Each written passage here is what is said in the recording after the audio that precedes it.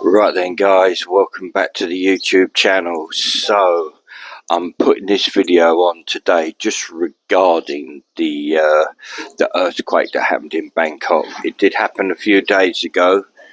I have been putting videos on other social media platforms, but this is the first one for to put on the YouTube regarding this matter.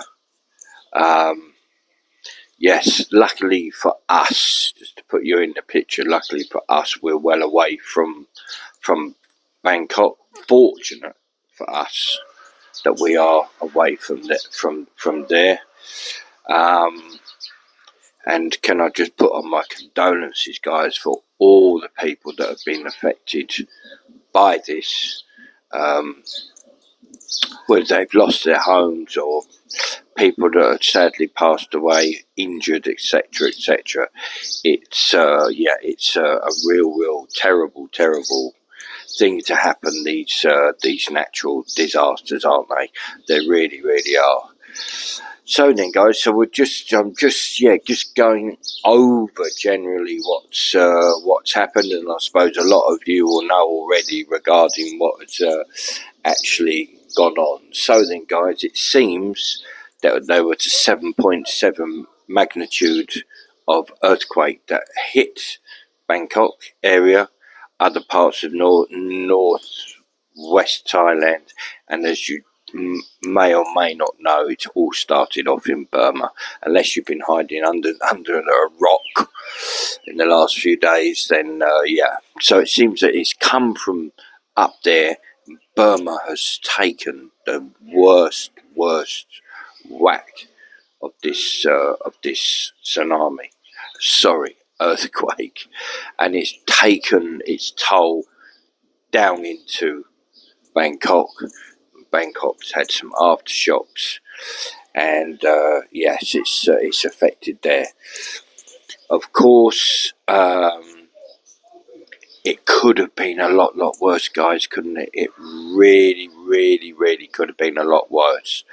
So luckily, some of these buildings have been built to some really good standards. I see lots of people saying, "Oh, the buildings aren't good," and that. I think that's a load of nonsense, guys. Those buildings, some of those have withstood that kind of earthquake. Okay, a lot of the buildings, the condominiums, they've got all the cracks in them and everything like that. But if they weren't built properly, then they wouldn't have survived that kind of earthquake. Now, the one that we all know about, that we've seen, and I put video on myself on social media, is the one that collapsed. But to be fair, that was under construction. It already was under construction. It was nowhere near finished, so the actual construction itself wouldn't have been safe enough to take an earthquake. No, but some of these other places, as I said, they've withstood this kind of force of earthquake, which is only good for the Thai authorities to know that their buildings have been built to a very good standard, which is great, guys.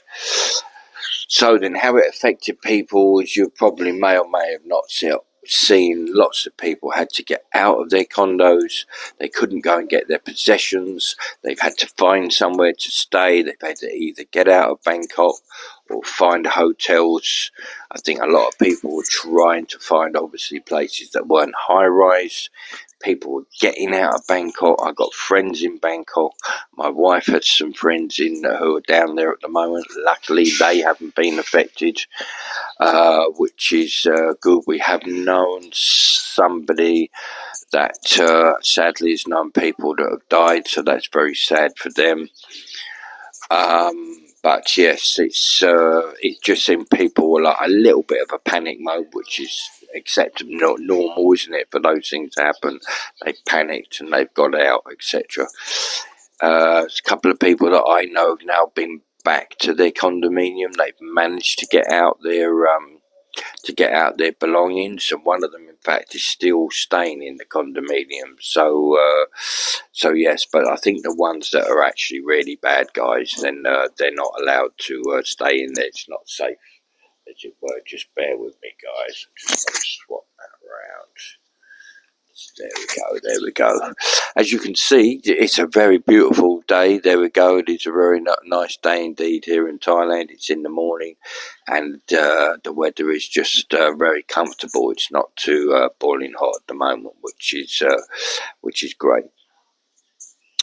Certainly, guys. So, as we all know, 20 plus years ago, in 2004, there was a tsunami, and in fact, on that day, I actually arrived in Bangkok on Boxing Day, about 10 o'clock in the morning, so a couple of hours after the tsunami had whacked back then. I wasn't going down to Phuket. I was coming up north. I did know some people there, and sadly I knew a couple of people that lost their lives in that, so that's a very, very sad thing to happen.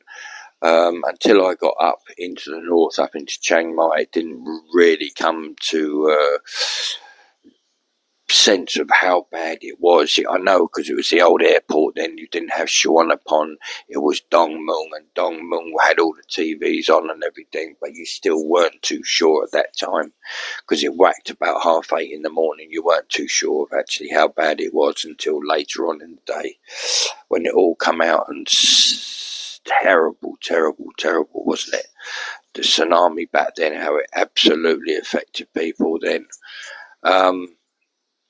And it just seems, doesn't it, guys, that this kind of the neck of the woods of the world, that people are having to put up with kind of these things. It seems Southeast Asia, it's just at some point, different places, different countries, doesn't it? Indonesia, they've been known for tsunamis, etc. Just seem to be having to deal with these natural disasters, which is a real shame. Because some of the destruction is just unbelievable, isn't it? When you look back on the one in 2004, it's with the tsunami, it's mind-blowing what actually happened. But how they built it up in the last 20 years is incredible, isn't it? To get it all back to how it was.